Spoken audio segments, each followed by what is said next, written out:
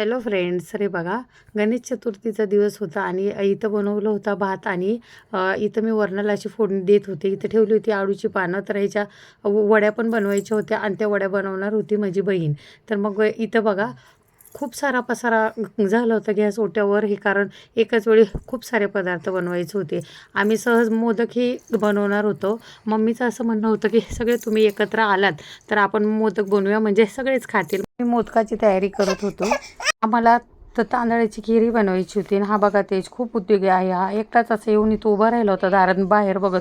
तो एकटाच करामती करत असतो आणि इकडे तिकडे बघताच काही उद्योग करतो. मिनिटे जरा माझं लक्ष इकडे तिकडे गेले की लगेच हा असा बघा बाथरूममध्ये गेला आणि पूर्ण भिजला. तो पाणीच खेळायला लागला.